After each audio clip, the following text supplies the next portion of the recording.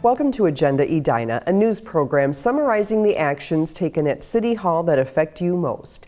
I'm your host, Dorothea Marty. Funding has been secured for a Veterans Memorial at Utley Park. The City Council approved plans for the Veterans Memorial in 2011 and requested that private funds be raised for the majority of the $400,000 project. Over the past 3 years, a committee has secured more than $146,000 in private cash contributions. They also worked with city staff and the Edina Community Foundation to secure a $9,900 state legacy fund grant and a $225,000 state of Minnesota general grant. We received over 200 gifts from donors over the last 6 months. The big push was on the mailing that went out to everybody in Edina, which really generated a lot of support. We have a few donors who have made, $1,000 gifts, but a lot of it has come from, just the average gift from an average donor, So that's been wonderful that over 200 people of Edina have supported this project now. The memorial will feature a V-shaped granite plaza emblematic of victory. Leading up to its focal point, a bronze eagle holding a folded flag above a wall engraved with the names of the 32 Edina soldiers who made the ultimate sacrifice in the line of duty since the city's founding. 3 illuminated flagpoles will be placed at the edge of the plaza, hoisted with the U.S. flag, state flag, and white-on-black POW flag to honor troops in captivity or missing in action. The Veterans Memorial Committee plans to dedicate the memorial on Memorial Day 2015. Shoup's American Casting in Osceola, Wisconsin has been working on the sculpture for several months. In order to meet the deadline for the entire project, site work will begin this month at the park located at 50th Street and Wooddale Avenue. Record-setting rainfalls in May and June caused the City of Edina's creeks to exceed some of the highest flood levels ever seen. Edina 16's Matt Koskinen went out with the Public Works Department to find out what crews are still working on. Thousands of sandbags were recently picked up from Edina homes affected by the 2014 flooding. We've delivered sandbags on a number of occasions. This was kind of the biggest deployment, certainly since I've been here in 5 years, and historically probably the biggest deployment since the floods of '87. The creek is now at its normal level. Near the peak of the flood, it was nearly 2.5 feet higher. With the prediction of late spring flooding, the city took preemptive measures and filled 20,000 to 30,000 sandbags.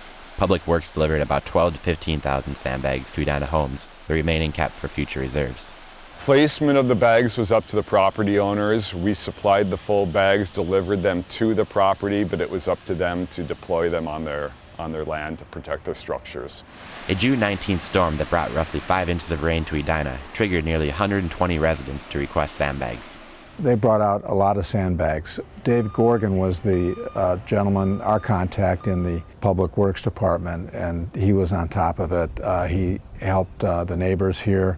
In addition to the City of Edina, which was great, we had neighbors and family and friends all came out because we had a lot of sandbags to put up.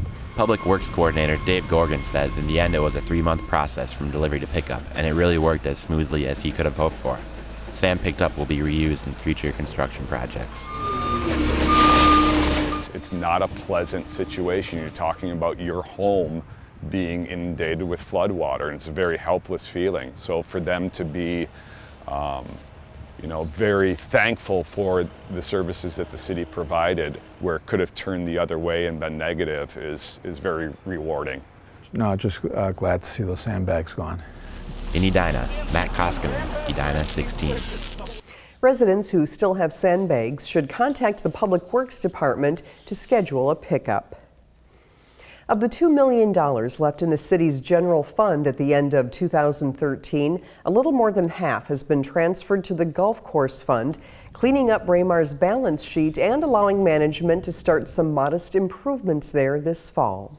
As of December 31st, the city's golf course fund had a deficit of just over $1.3 million.